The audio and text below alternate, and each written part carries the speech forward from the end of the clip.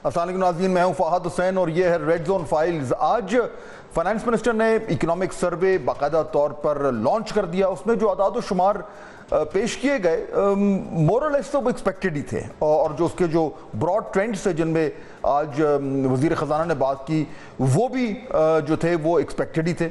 Inflation को कम करना एक बड़ी कामयाबी है गवर्नमेंट की, उस पर उन्होंने काफ़ी तफसील से बात की।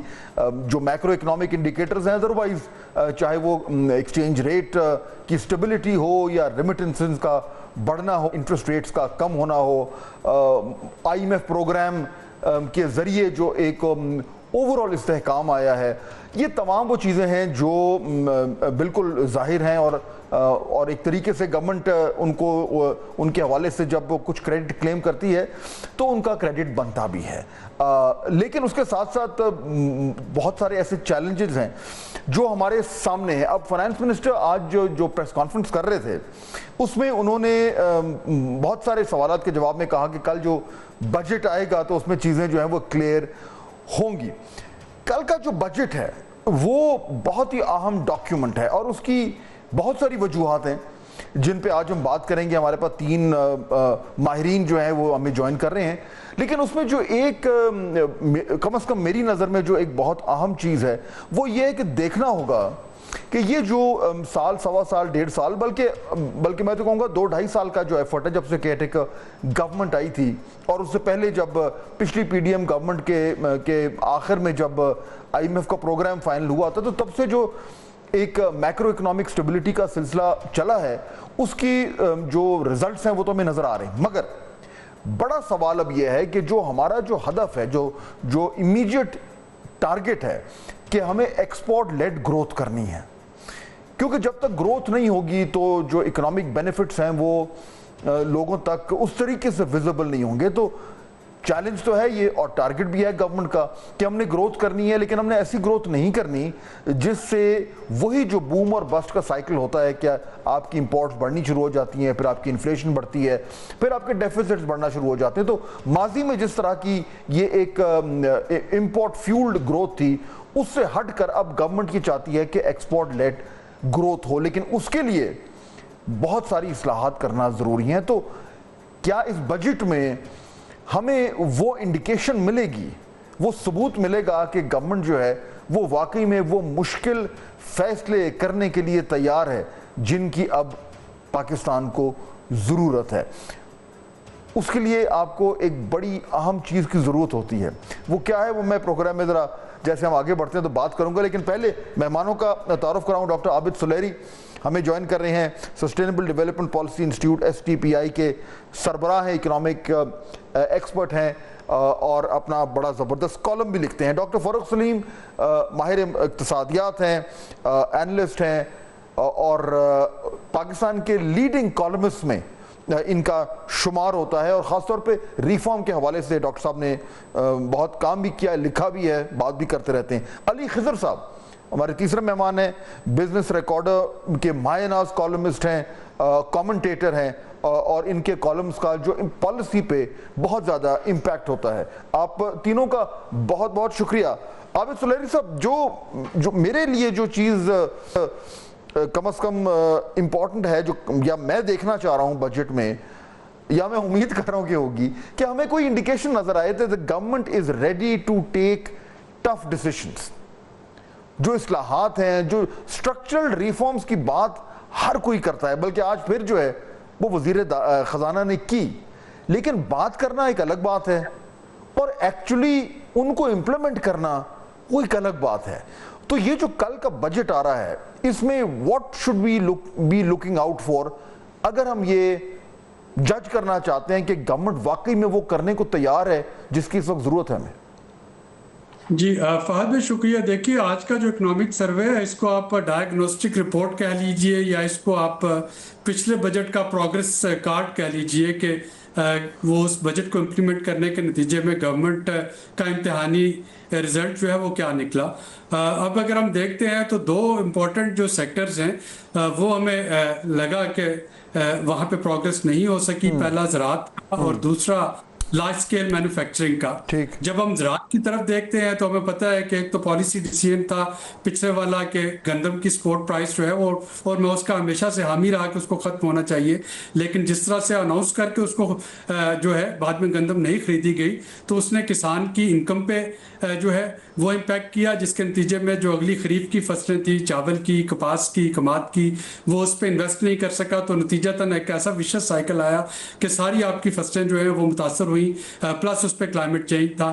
लार्ज स्केल मैन्युफैक्चरिंग में हमारे जो इंटरेस्ट रेट था 1.5 साल तक 22% रहा, वो 11% पे आ गया है। उसका इम्पैक्ट था। एनर्जी की कीमत जो थी वो बड़ी हाई थी, उसका इम्पैक्ट था। प्लस उस पर जो टैक्सेशन 45% जो मैन्युफैक्चरिंग पे ली जा रही है उसका इम्पैक्ट था। अब जब आपने को जो क्वेश्चन है बुनियादी के क्या जो आज का नतीजा है उसके बाद स्टूडेंट जो है वो इसको इम्प्रूव कर पाएगा, तो शायद इसको इम्प्रूव जानते हुए भी कि ये इस्लाहत करने की ज़रूरत है नहीं कर पाएगा, क्योंकि एग्रीकल्चर पे अब स्पोर्ट प्राइस देने का ज़माना ख़त्म हो गया, अब आप नहीं दे सकेंगे।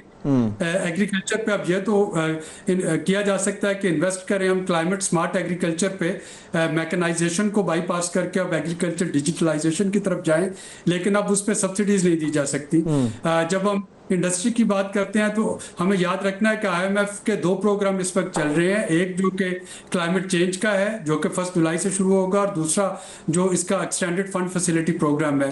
तो अब जो कैपेसिटी पेमेंट चार्जेस भी रोकने हैं, रिन्यूएबल एनर्जी भी बढ़ानी है, और उसके दरमियान में बैलेंस रख के इंडस्ट्री को एनर्जी भी सप्लाई करनी है। और वो जो आपका मैन्युफैक्चरिंग पे 45% का टैक्स अगर कम करना है तो फिर हमें बाकी अनटैक्स सेक्टर को टैक्स रेट में लेके आना होगा। तो ये काफ़ी सारे इफ्स एंड बट्स हैं, और वन इज़ वेरी होपफुल के फाइनेंस मिनिस्टर ने डॉक्टर शमशाद साहबा का जो एक इम्प्रेसिव काम था उसको कंटिन्यू रखा। अभी तक IMF के 2 प्रोग्राम जो है उन्होंने सिक्योर कर लिए हैं कि अब वो इस बैलेंस को लेके आने की कोशिश करें, जो कि काफ़ी चैलेंजिंग टास्क है। अच्छा, ये बिल्कुल चैलेंजिंग टास्क तो बहुत ज़्यादा है, लेकिन डॉक्टर फारूक सलीम, मैं स्टेप बाय स्टेप चलते हैं। पहले ज़रा एक तो पहले लेट्स क्विकली एनालाइज जो इकोनॉमिक सर्वे है, फिर कल के बजट पे आते हैं। डॉक्टर साहब, जो आज अनाउंस हुआ है, जो तमाम तरह जो स्कोर कार्ड अपनी पिछले 1 साल की कारकर्दगी का बताया गया, उसमें आपके लिए कोई सरप्राइजिंग चीज़ थी, कोई ऐसी चीज़ जो स्टैंड आउट करती है, या मोरलेस जो हम सुनते आ रहे थे वो उसी की डिटेल्स थी? देखिए, एक तो ये जो गुजर गया साल, उसकी आप समझिए कि माशी कहानी है, या कहानी है हमारे इक़्तिसादी सफ़र की। पिछले साल भर के अरसे में बताया जा रहा है कि हमने क्या खोया और क्या पाया। अब वो जो पाया है उसको तो बहुत कुछ नज़र आता है, आपने भी उसका जिक्र कर दिया। ख़ास तौर पे जो एक्सटर्नल सेक्टर के हवाले से है कि एक ज़माने में हमारा तिजारत का जो खसारा था, बैरूनी तिजारत का, वो कोई 16-17 अरब पे चला गया था। अब बताया जा रहा है कि वो तकरीबन सरप्लस में चला गया है, या एटलीस्ट बराबर पहुंच गया है। हमारा जो फॉरेन एक्सचेंज के रिजर्व से ज़र मुबादला वो 3 अरब के थे, या वो कोई 9-10 अरब पे पहुंच गए हैं। एक्सपोर्ट्स भी मार्जिनली बढ़े हैं, कोई 29-30 पे थी, या वो 32-33 की फिगर आ रही है। मेरा ख्याल है कि जो अगर आप फोकस करें कि क्या खोया, देखिए ये सारे नंबर्स हैं और ये नंबर्स की गेम है। क्या खोया, वो जो 24 करोड़ पाकिस्तानी जो जिंदा हैं, जो जमीन पे पाकिस्तान की सरजमीन पे रहते हैं, जो घर से निकलते हैं गोश्त सब्जी खरीदने के लिए, उनका क्या हाल हो। वो जो खोया वाला मामला है वो मुझे कुव्वत खरीद में नजर आता है, और कुव्वत खरीद को आप समझिए कि बिल्कुल ही बेड़ा गर्क होते हुए नजर आता है। कुव्वत खरीद नहीं बची पाकिस्तानियों के पास, और उसका एक बड़ा इशारिया भी वर्ल्ड बैंक ने हमें कुछ ही दिनों पहले भी बताया, जो वो कहता है कि 45%, तकरीबन 45% पाकिस्तान की आबादी जो है वो शराए गुर्बत से गिर गई। और वो यही कह रहा है कि वो 45% जो तकरीबन 10 करोड़ पाकिस्तानी बनते हैं, तो वो 10 करोड़ पाकिस्तानियों की जो कुव्वत खरीद है वो किस बुरी तरह मुतासिर हुई है। चाहे जितने भी नंबर्स आप सामने रख लें कि अफरात ज़र गिर गई है, वो 25-26 पे थी, अब वो सिंगल डिजिट पे आ गई है, बिल्कुल दुरुस्त होगा वो भी, लेकिन यहाँ पे कुव्वत खरीद के ऊपर मैं समझता हूँ बड़ा फोकस करने की जरूरत है। एक तो ये ठीक, और दूसरा फाद साहब एक इशू बहुत बड़ा है, बहुत बुनियादी है, और वो है 18वीं तरमीम की जो फाइनेंशियल क्लॉजेस। देखिए, अगर पिछले 15 साल से विफाक बजट बना रही है और 15 साल से मैं बड़े गौर से उसको स्टडी करने का कोशिश करता हूं, और 15 साल से ये हो रहा है कि 2 या 3 फिगर्स आप सामने रखें। हमें बताया जाता है कि जैसे इस साल बताया जाएगा कि हुकूमत पाकिस्तान की आमदन 18,000 अरब हो, और फिर हमें पता चलेगा कि 18,000 अरब में से 9 या 10,000 अरब जो है वो सूद की मद में मुख्तस कर दिया जाएगा, और 7 या 8,000 अरब जो बाकी बचता है वो चला जाएगा सूबों में, और वो आईनी जिम्मेदारी है विफाकी हुकूमत की। तो विफाकी हुकूमत तो इन 2 अखराजात के बाद खाली होगी। डॉक्टर साहब, ये जो नुकता है, ये वाला जो आप नुकता उठा रहे हैं, एक्चुअली मैंने इस पे बात करनी है, तो अगर आप मुझे इजाजत दें, let me come back to it, because ये दो नुकते हैं, तो मैं आप तीनों मेहमानों से लेटर इन द शो बात करना चाहूंगा। एक तो 18वीं तरमीम का जो आप जिक्र कर रहे हैं, दूसरा एनएफसी का, बिकॉज उस पर भी आज भी फाइनेंस मिनिस्टर ने ये कहा कि जी हमें सूबों से बात करने की जरूरत है और उसको थोड़ा सा उसमें शायद रद्द-बदल करना है। So if you allow me, let me come back to this on this particular point. मैं जरा अली खिदर साहब को ले लूं। अली साहब, ये जो अभी डॉक्टर फरूख सलीम बात कर रहे हैं, I think it's really important कि अदाद शुमार हमने देख लिए और वो बिल्कुल ठीक है, वो मैक्रो इकोनॉमिक्स के हवाले से वो बड़े अच्छे लगते हैं, और एन मुमकिन है कि वो एक आपको एक बेस भी प्रोवाइड कर रहे हैं जिसकी ऊपर, उस फाउंडेशन के ऊपर आप अपना ग्रोथ की इमारत जो है वो खड़ी कर सकें। लेकिन ये जो एक इन्फ्लेशनरी फायर जो पिछले 2-2.5 साल की चली है, जिससे जिस तरह डॉक्टर साहब बात कर रहे हैं कि कुव्वत खरीद की में तबाही मच गई है, तो उसको ये जो नेशनल इकोनॉमिक सर्वे है उसमें वो तो कहीं फैक्टर कर नहीं रहा। जो एक आम आदमी के ऊपर जो एक मुसीबतों का पहाड़ गिरा है पिछले सालों से, वो इसमें रिफ्लेक्ट नहीं कर रहा। सो अगर आज एक आम आदमी पूछ रहा है कि जी ये नंबर्स बड़े अच्छे हैं, but when do I get to benefit, तो उसको क्या जवाब देना है? जी, thank you for having me for the show. देखिए, नंबर अच्छे, आप एक पर्सपेक्टिव में बात कर रहे हैं कि जी पिछले साल से इस साल के नंबर अच्छे हैं, बट हम अपना medium to long term outlook Pakistan का देखें और एक ट्रेंड देखें, तो एक मैक्रो इकोनॉमी जनरल डिटोरिएशन की तरफ जा रही है, एंड वो एक साइक्लिकल मूवमेंट होती है, थोड़ा ऊपर फिर नीचे, फिर ऊपर फिर नीचे, और ऊपर कम जा रही होती है और नीचे ज्यादा आ रही होती है। तो हम बहुत एक जो है ना बड़े मैसिव इन्फ्लेशन जो आपने बात की, जब उससे गुजरे हैं, तो उसके बाद एक मैसिव किस्म की डिमांड इरोजन और वो परचेजिंग पावर जो लोगों की गिरी है, उसकी वजह से उनके डिमांड, उनके अखराजात कम हो गए हैं, लाइफस्टाइल एडजस्ट हो गए हैं। उस सारे की वजह से जब डिमांड कम हो जाएगी तो नेचुरली इन्फ्लेशन गिरेगी, और इन्फ्लेशन जहां आपकी प्राइस डबल होके वहां पे रुक गई है, मतलब और नहीं बढ़ रही है, पर लोगों की इनकम उस तरह से नहीं बढ़ रही है, तो लोगों के लिए वो नंबर अच्छे नहीं है। आप 2 साल पहले आपकी 30% इन्फ्लेशन थी, आपकी मई 2023 में इस मुल्क की हाईएस्ट तरीन इन्फ्लेशन थी 38%, और अभी अप्रैल 20 या मार्च 25 में आपके मुल्क की लोएस्ट तरीन इन्फ्लेशन थी 0.3%। तो मतलब ये क्या बात है? ये तो वोलेटिलिटी है। जब इतनी ज्यादा वोलेटिलिटी होगी तो उसमें आम आदमी तो हिचकोले खाएगा, वो हिचकोले खा रहा है, उसको स्टेबिलिटी चाहिए, उसको एक स्टेबल पाथ चाहिए, नौकरी का, कारोबार का, प्राइस का, वो एक फ्यूचर प्लान कर सके, वो अपनी बजट को लेके चल सके, वो तो टोटली आउट है। ये तो बड़ी ही बेवकूफाना बात है कि जी कह देना कि जी देखें इन्फ्लेशन जो है 4% पे आ गई है तो जी बहुत बड़ी जीत है इस हुकूमत की। तो भाई ये तो साइकिल है, इस साइकिल पे मूव है। मजा तो उस बात का है कि जो हम ग्रोथ, जो आपने कहा कि इमारत की जो बेस है, उस वो बेस जो बेसमेंट जो आपका फाउंडेशन बनी है, उसके ऊपर जब आप ये इमारत खड़ी करेंगे तो क्या वो फाउंडेशन इतनी स्ट्रांग है कि इमारत खड़ी हो सकेगी या 2 साल बाद पे टूट जाएगी?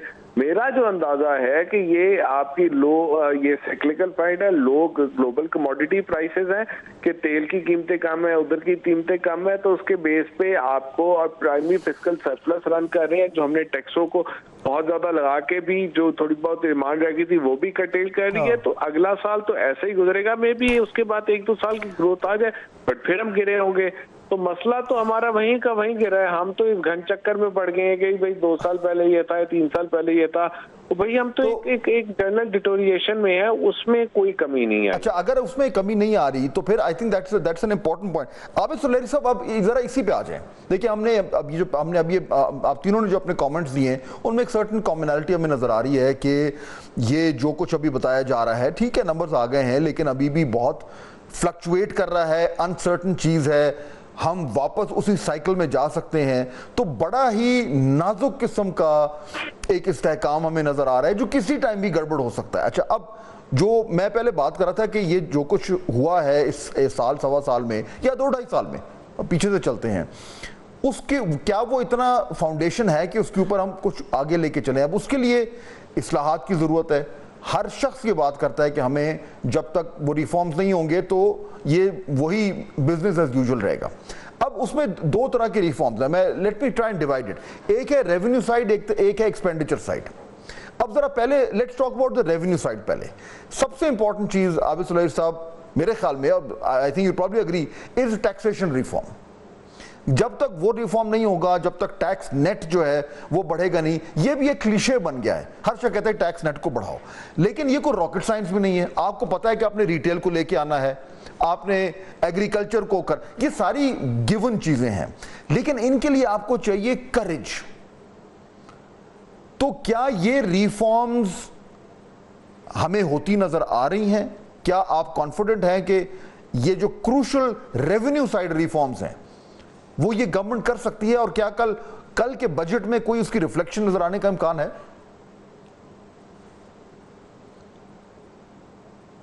देखिए, ये जो रेवेन्यू साइड रिफॉर्म्स हैं वो 2 तरह की हो सकती हैं। एक तो ये है कि जिसमें डायरेक्ट टैक्सेशन की तरफ हुकूमत जा सके, दूसरा यह है कि इनडायरेक्ट टैक्सेशन की तरफ जा सके। और इनडायरेक्ट टैक्सेशन ही पिछली हुकूमतों का भी और शायद मौजूदा हुकूमत के लिए भी आसान तरीन तरीका जो है वो होगा कि वो इनडायरेक्ट टैक्सेशन पे चले जाए, क्योंकि जो प्रॉब्लम आएगा रिटेल सेक्टर के लिए, रियल स्टेट के लिए या इवन एग्रीकल्चर के लिए, वो है डॉक्यूमेंटेशन।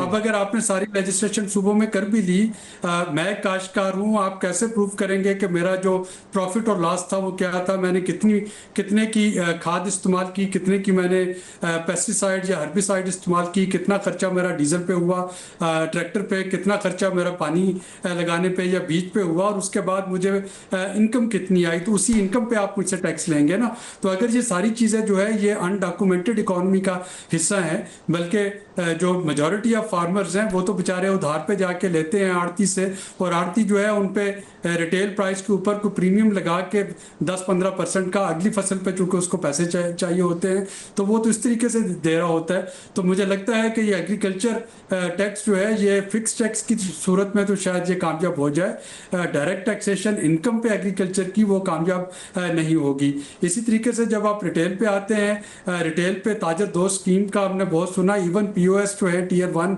और बड़े बड़े जो रेस्टोरेंट्स इस्लामाबाद के दोनों जो 5 स्टार होटल्स हैं वो तक आपको POS रसीद नहीं देते, खाना खाने के बाद आपसे वो GST ले लेते हैं।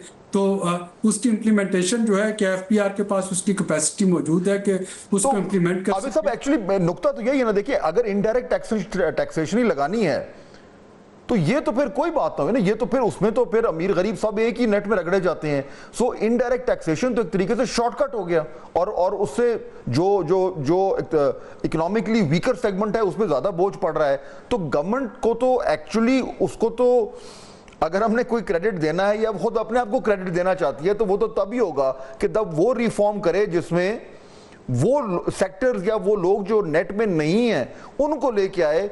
सैलरीड क्लास और जो ऑलरेडी नेट में उनके ऊपर मजीद बोझ डालना है, तो ये तो फिर कोई रिफॉर्म ना हुआ। इसके लिए तो कोई आपको करेज की जरूरत नहीं है या पॉलिटिकल विल की जरूरत नहीं है।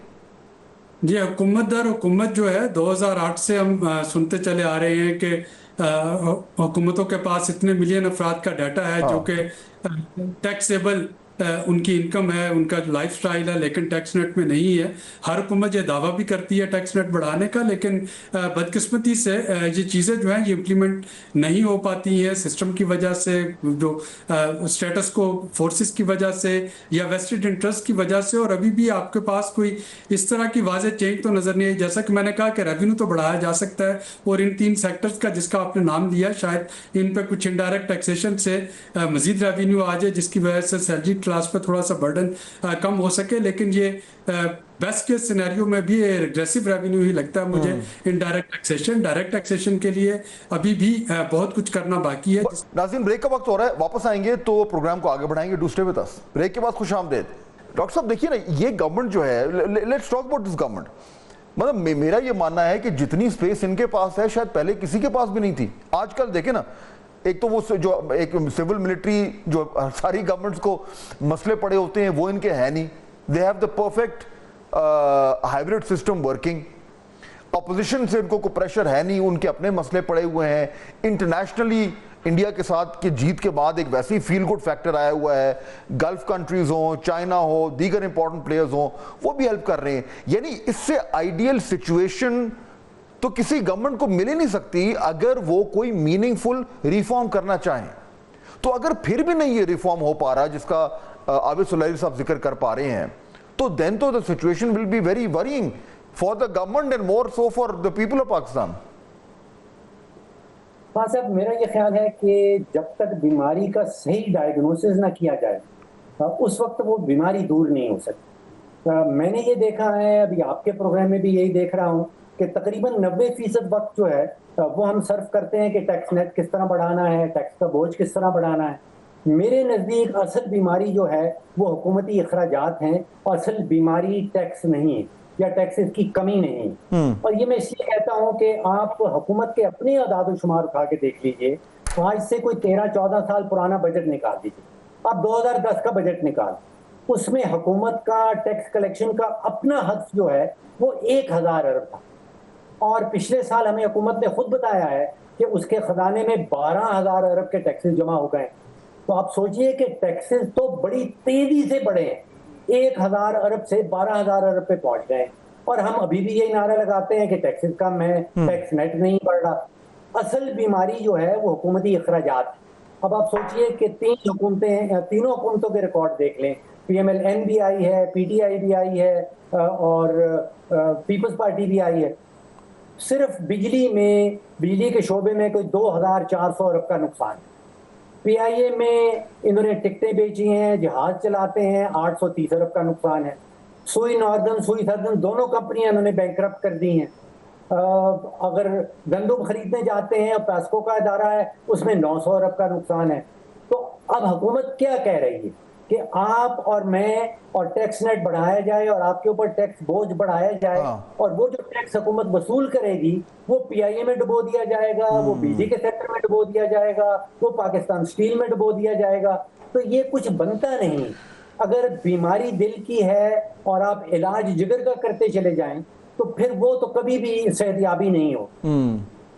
ये आप अग्री करेंगे अली खिजर साहब जो डॉक्टर साहब बात कर रहे हैं कि एक्चुअली टैक्सेशन का इतना बड़ा प्रॉब्लम नहीं है सही, बट प्राइमरी इशू ये है एक्सपेंडिचर, ये जो सफेद आती हैं, गवर्नमेंट का साइज है, ये असल इशू ये है। Would you agree with that? देखिए, वो एब्सोल्यूट नंबर जो होते हैं वो आप उसको लेके को आर्गुमेंट को करना, वो मतलब थोड़ा सा वो जो होता है वो पर्सपेक्टिव में नहीं चीजें आती हैं। आप टैक्स टू GDP अगर हम देखें तो टैक्स टू GDP आज से 15 साल पहले भी हमारा 10% था, आज भी 10% है। उसमें कोई इजाफा नहीं हुआ। हमने सूबों के अखराजात में बहुत ज्यादा इजाफा कर दिया। हमने एनर्जी के अंदर जो प्राइसेस ना पास ऑन करके पिछले 15 साल में उनकी सब्सिडी में बहुत इजाफा कर दिया, और बाकी भी मुख्तलिफ चीजों में हम इजाफा करते रहे। तो नेचुरली टैक्सेस हमारे उस तरह से नहीं बढ़े हैं, तो वो डेफिसिट हमारे बढ़ते गए। और दूसरी बात यह है कि अखराजात और टैक्सेस दोनों के अंदर बहुत बड़ा एक पोर्शन डेट सर्विसिंग का है। मसलन कि हमारी डेट सर्विसिंग जो है वो इस वक्त सबसे बड़ा हुकूमत का खर्चा है, और उसका 40 से 45% जो है वो वापस टैक्सेशन के अंदर आ जाता है, चाहे वो बैंक की इनकम हो, का प्राइवेट लोगों की इनकम हो, या बैंक डिपॉजिट पे कमाए हो। तो वो अगर आप या स्टेट बैंक के प्रॉफिट्स हो, वो जो सबसे बड़ी नॉन टैक्स रेवेन्यू में कमाती है। तो उस तरह से वो इस तरह से ये बात करना ठीक नहीं है। हमें इन टर्म्स ऑफ GDP देखना चाहिए। हमारा यकीनन टैक्स टू GDP स्टैग्नेटेड है, और साथ ही है कि हमारा जो आपने अगली बात जो आपने शुरू में एक बात छेड़ी थी कि NFC की बात करनी है, कि हमारा जो सिस्टम है वो बड़ा लॉपसाइडेड है, कि हमारे सारे जो जिम्मेदारियां हैं वो फेडरल गवर्नमेंट पे है, चाहे वो डिफेंस की हो, चाहे वो डेट सर्विसिंग की हो, चाहे वो एनर्जी प्रोविजनिंग की हो। और जितनी जो रेवेन्यूज हैं वो मेजॉरिटी 60% वो हुकूमत सूबों के पास जाती है। तो टैक्स टू जीडीपी हम अगर बढ़ाते जाएंगे, लेट्स से हम टैक्स टू जीडीपी ले जाते हैं 5% और बढ़ा देते हैं, बट उसका 60% तो सूबों के पास जा रहा होगा। सूबे तो अगर चीजें ठीक नहीं कर रहे होंगे, तो ये system incentive to collect taxes by the federal government is low and its efficacy to have that fiscal austerity वो diminish होती है। प्रॉब्लम ये है। Let's come back to that। लेकिन एक सेकंड के लिए मैं जरा जो पहले हम बात करें तो मुकम्मल कर लूं। सो आबिद साहब, आपने गुफ्तगू सुनी, अब पहले रेवेन्यू साइड की बात कर रहे थे, फिर उसमें डॉक्टर साहब ने जो है वो एक्सपेंडिचर का जिक्र किया, विच इज़ वेरी क्रूशल। लेकिन मुझे ये बताएं कि देखिए ना, पहले तो हम ये क्लियर हो जाएं कि बाकी तो कल जो कुछ आएगा वो जिस तरह अभी आपने भी कहा कि, या डॉक्टर साहब ने भी कहा कि भाई वो नंबर्स हैं, डेटा है, वो आएगा। और बजट में it's not just balancing the numbers. अब तो फाइनेंस मिनिस्टर साहब तो ये बात कर रहे हैं कि जी ये बड़ा एक स्ट्रेटेजिक हमारा डायरेक्शन सेट करेगा बजट। तो स्ट्रेटेजिक डायरेक्शन का तो यही मतलब है कि इस बजट के जरिए हमें एक ओवरऑल पॉलिसी डायरेक्शन नजर आएगा और हमें वो विल टू रिफॉर्म नजर आएगी। अगर वो विल ही नजर नहीं आ रही, जिसका भी आप तीनों जिक्र कर रहे हैं, तो फिर तो इट इज जस्ट दो रेवेन्यू और उसको बराबर करके और डेफिसिट्स को पूरा करके एक डॉक्यूमेंट बना लिया। ये जो विल टू रिफॉर्म है, अब जिस तरह आप पहले बात कर रहे थे कि जी रिग्रेसिव टैक्सेशन, वो तो हर साल हर गवर्नमेंट रिग्रेसिव टैक्सेशन तो लगाती रही है। माने तो हम इस गवर्नमेंट को तब जब ये उस तरीके से अपना टैक्स रेवेन्यू बढ़ाए जिससे लोग कहें कि हाँ ये इन्होंने मुश्किल काम किया है। अब ये क्या आपके ख्याल में, जो हमने पहले कुछ सेक्टर्स की बात की, अभी भी वो जो एक पॉलिटिकल विल की जरूरत होती है वो मिसिंग है, या कैपेसिटी मिसिंग है, या दोनों मिसिंग है? देखिए ना, रिटेल वाला इशू, वो ताजर दो स्कीम का जो फेल होना है, वो क्यों हुई है? क्योंकि विल नहीं थी या स्टेट कर नहीं पा रही? बिकॉज अगर हमने ये सारी इन अपनी जो डिसएडवांटेजेस हैं, ये कमजोरियां, अगर आबिद साहब इनको हमने ओवरकम नहीं करना तो फिर ये रिफॉर्म तो नहीं होगा, फिर तो फिर ये ज़बानी जमा खर्ची मामला चलता रहेगा। जी शुक्रिया। पहले तो मैं ये कहूँगा कि ये जो रेवेन्यू और एक्सपेंडिचर, ये एक ही तस्वीर का दोनों रुख है। इसको हम इधर आर नहीं कह सकते। रेवेन्यू भी बढ़ाना है और एक्सपेंडिचर्स भी कम करने हैं। डॉक्टर फारूक साहब के दलाइल भी बहुत बैलेंस्ड और वो हैं, वैलिड हैं, लेकिन रेवेन्यू जो है वो भी बढ़ाना बहुत ज़रूरी है। ये दोनों चीज़ें साथ साथ लेके चलनी है। इट्स नॉट इधर आर। अब जो कल के बजट में होगा, मैं दोबारा दोहराता हूँ कि क्योंकि ये IMF के 2 प्रोग्राम्स के तहत बजट बन रहा है। मेरी इत्तेफाक से IMF का जो 3 रुकनी मिशन था, उसके साथ एक डिटेल्ड मुलाकात हुई और मैंने सैलरीड क्लास होने के नाते अपना दुखड़ा रोया कि भाई बाकी चीज़ों के अलावा, मैंने कहा कि भाई हमारा क्या कसूर है कि क्योंकि हमें तनख्वाह जो है वो टैक्स कट के मिलती है, तो बाकी जो सेक्टर्स हैं वो तो आप उस पर जोर दे नहीं रहे, हमें रिलीफ क्यों नहीं दे रहे? तो उनका ये कहना था कि जी आप जो है वो सजा भुगत रहे हैं क्योंकि आपकी हुकूमत बाकी सेक्टर से टैक्स नहीं कलेक्ट कर पा रही। अच्छा, फिर मैंने उसको वो जो था क्लाइमेट चेंज का जो आपका IMF का प्रोग्राम है, उसमें है कि रिन्यूएबल एनर्जी बढ़ाई जाए।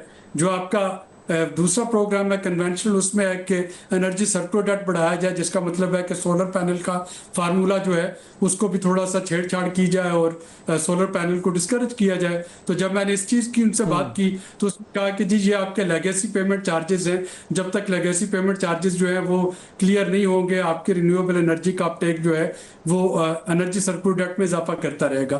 तो हुकूमत जो है वो बहुत कुछ करना चाह रही है। मुझे कतई तौर पे औरंगजेब साहब की जो नीयत है उस पर डाउट नहीं है, लेकिन अनफॉर्चुनेटली IMF ने आपको जो एक रिंग फेंस जो दे दी, उसके अंदर आपको जो है रेवेन्यू बढ़ाना है, वो चाहे डायरेक्ट बढ़ा लें चाहे इनडायरेक्ट बढ़ा लें। और जाहिर है कि जैसे हमने पहले डिस्कस किया, हुकूमत इनडायरेक्ट बढ़ा लेगी, उसमें अखराजात कम करने हैं। उन अखराजात को कम करने के लिए शायद जो है वो कुछ अदारे जो है उनको मर्ज कर दिया जाए या उनको अबॉलिश कर दिया जाए।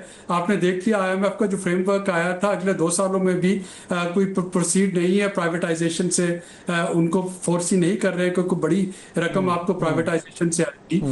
PSDP में यही होगा कि आपने कुछ अनाउंस कर दिया, जैसे इस साल हुआ कि उसका 25% स्लैश कर दिया था, 25% रिलीज नहीं हुआ, तो वहाँ पे आपको ऑस्टेरिटी जो है वो नजर आ गई। सूबों के लिए जो NFC अवार्ड है वो भी IMF की एक कंडीशन है, वो अगस्त में अब डिस्कशन होती है और वहां पे देखना होगा कि सूबे कितने वो एक्टिवली जिम्मेदारी उठाते हैं। अगर बाकी चीजों का नहीं तो कम से कम जो सोशल प्रोटेक्शन की जिम्मेदारी है 715 से 750 अरब रुपया अगर बेनजीर इनकम सपोर्ट प्रोग्राम के लिए रखा जा रहा होगा तो सूबे उसमें कितना कंट्रीब्यूट करते हैं, बाकी चीज़ों के लिए कितना कंट्रीब्यूट करते हैं। तो मैं जो कंक्लूड करूंगा वो यही है कि हुकूमत की नीयत पे मुझे डाउट नहीं है, लेकिन जो आपको ग्राउंड रियलिटीज हैं उसमें उनको फिक्स फार्मूला पे चलना है। नीयत इज नॉट गुड इनफ, नीयत इज नॉट जरूरी है, नीयत से काम शुरू होता है लेकिन उसके आगे लेके चलना है। नाज़रीन छोटी सी ब्रेक लेंगे, वापस आएंगे तो मजीद कुछ बजट के हवाले से गुफ्तगू करेंगे। वेलकम बैक डॉक्टर साहब। लेकिन मैं फिर वापस उसी पे आ रहा हूँ क्योंकि एक बार थोड़ा इसको डायरेक्टली एड्रेस करें इशू को। हम बार बार वही बात कर रहे हैं कि गवर्नमेंट को क्या करने की जरूरत है। वो खुद भी ये कहते जा रहे हैं कि जी हमें ये सारा कुछ करना चाहिए, लेकिन वो नहीं कर पा रहे। प्राइवेटाइजेशन हो गई, नहीं हो पा रही। पावर सेक्टर रिफॉर्म होने हैं, नहीं हो पा रहे। टैक्स नेट में इंक्रीज करना है, नहीं हो पा रहा। गवर्नमेंट के अखराजात आपने जिक्र किया कम करने हैं, राइट साइजिंग करनी है, उस तरीके से नहीं हो पा रही। ये क्यों नहीं हो पा रही? What is the issue? देखिए, आपने खुद से जिक्र किया है, अपने सवाल का जवाब भी दिया है। आपको कहीं भी पहुंचना हो आपको दो चीजें दरकार होती है। एक आपको नीयत चाहिए होती है और दूसरी आपको काबिलियत चाहिए होती है। ठीक। अब हम यहाँ पे नहीं पहुंच पा रहे। आपने 5-6 सेक्टर्स का जिक्र कर दिया। हम वहाँ क्यों नहीं पहुंच पा रहे? या नीयत नहीं है और या काबिलियत नहीं है, और ये भी मुमकिन है कि शायद दोनों चीजें ना हो। मेरे ख्याल में नीयत एग्जिस्ट करती है लेकिन काबिलियत की कमी है। और जब तक ये दोनों चीजें इकट्ठी नहीं आएंगी हम अपने गोल पे नहीं पहुंच सकेंगे। फिर दोबारा से गोल भी हमने दुरुस्त रखने हैं कि गोल हमारा क्या है। देखिए, फील्ड मार्शल अयूब खान के जमाने से ये टैक्स नेट बढ़ाने का नारा जो है वो मैं सुन रहा हूँ। ठीक। अब अगर वो नारा नहीं पूरा हो रहा तो शायद हमें सोचने की जरूरत है कि शायद पाकिस्तान का टैक्स नेट इतना ही हो। और फिर बहुत सारी फादसाब फिगर्स ऐसी सामने आती हैं। अब आप सोचिए कि जब वर्ल्ड बैंक कहता है कि 45% आबादी जो है वो शराय गुर्बत से नीचे रह रही है, तो आप जो पाकिस्तानी शराय गुर्बत से नीचे रह रहा है उससे तो टैक्स नहीं मांग सकते हैं। अब 50% आबादी खवातीन की है और वहां पे लेबर फोर्स पार्टिसिपेशन जो है वो 16-17% पे है, तो जो बाकी खवातीन है उनसे तो आप टैक्स नहीं मांग सकते हैं। फिर आप अंदाजा कीजिए कि तकरीबन 66% आबादी पाकिस्तान की जो है वो 33 साल या उससे कम है। अब उनकी आमदन क्या होती है? क्या उससे आप कितना टैक्स मांग सकते हैं? क्या उनके ऊपर टैक्स लागू भी होता है या नहीं? तो मुझे तो कभी ख्याल आता है कि शायद यही टैक्स नेट की लिमिट है और हम उसको पार नहीं कर पा रहे, पिछले 50 साल से नहीं कर पा रहे, क्योंकि वो लिमिट ही वही है। तो फोकस हमारा होना चाहिए अखराजात के ऊपर। अब हम बात करते हैं टैक्स टू GDP रेशो की, बिल्कुल दुरुस्त बात है, लेकिन फिर बांग्लादेश भी है वो 6-7% पे काम करता है, ईरान भी है वो भी 6-7% पे अपना काम चला लेता है, हम तो फिर 8-10% पे बैठे हैं। तो यहाँ पे बीमारी की सही डायग्नोसिस बहुत जरूरी है, और जब तक वो सही नहीं होगा और हम गलत चीज का इलाज करने पे लगे रहेंगे तो मईशत जो है वो सेहतियाब नहीं होगी। अच्छा अली साहब, अब थोड़ा सा लेट्स स्विच गियर, जो मैंने कहा था कि बाद में मैं बात करूंगा, मेरे ख्याल में उस पर उसको जरा एड्रेस कर लेते हैं। Elephant in the room, NFC award एक बड़ा इशू जो आबिद सुलेरी साहब ने भी जिक्र किया मेरे ख्याल में अभी कुछ देर पहले, कि जो सारा जो टैक्स जमा होता है, जितना भी जो हमारा GDP tax to GDP ratio है, वो 60% मेरे ख्याल में सूबों को चला जाता है। सूबे जो है वो कैश रिच हैं, उनके सरप्लसेस हो रहे हैं। फेडरल गवर्नमेंट जो है वो उसके अखराजात पूरे नहीं हो रहे। वो जब तक डिफेंस की पेमेंट्स और इंटरेस्ट और लोन्स की वो जो डेट रीपेमेंट है पीछे, उसको कुछ बचता ही नहीं है। सो ये जो NFC अवार्ड है ये अभी तक तो उसको छेड़ा नहीं गया।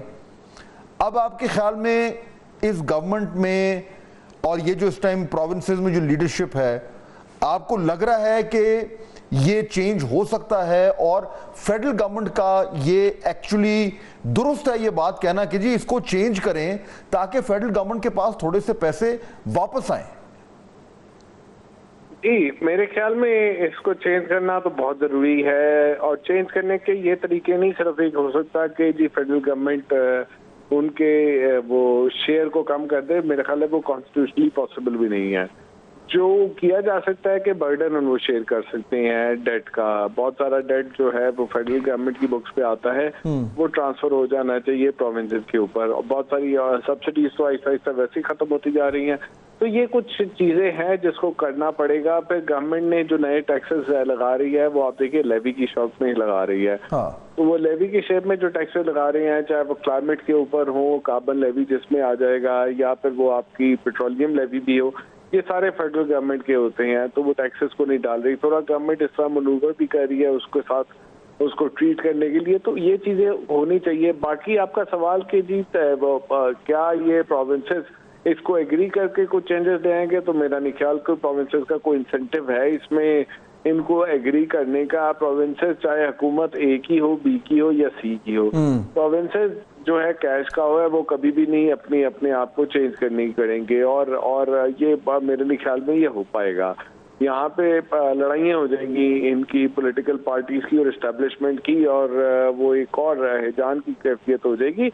लेकिन ये नहीं होगा मेरे ख्याल में। लेकिन होना चाहिए, यू थिंक कि होना चाहिए प्रोविंसेस होने का? जो मैं तरीका आपको बता रहा हूँ ना कि जो हो सकता है वो यही हो सकता है कि आहिस्ता आहिस्ता जो है वो सूबों पे आप जो है कहीं ना कहीं से उनके एक्सपेंडिचर ट्रांसफर करें, और जो नए टैक्सेस है वो लेवी की फॉर्म में इस तरह से आते रहें कि वो एक बैलेंस एक हो जाए।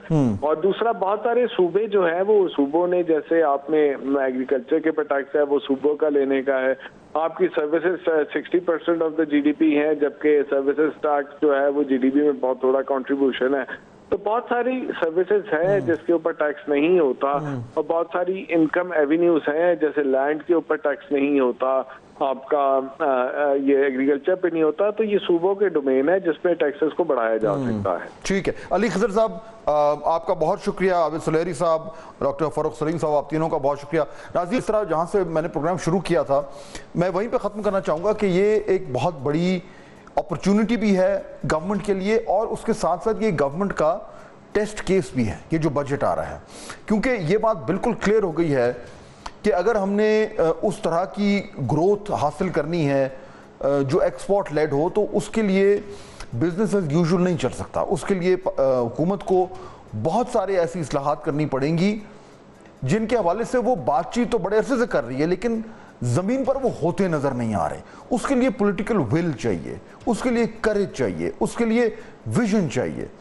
और अगर ये तीनों चीज़ें कल के बजट में हमें नज़र आईं तो फिर तो शायद कुछ हद तक ये एहसास हो कि वाकई में गवर्नमेंट जो है वो बड़े मुश्किल फैसले करने के लिए रेडी है। लेकिन अगर एक बार फिर कल के बजट में हमें वही सियासी नारेबाजी नजर आई और उस तरह की जो है वो इक़दामात नजर आए जो एक रूटीन सी बात है, तो फिर क्लियर हो जाएगा कि गवर्नमेंट अभी भी वो मुश्किल फैसले करने के लिए तैयार नहीं है जिसकी पाकिस्तान को ज़रूरत है।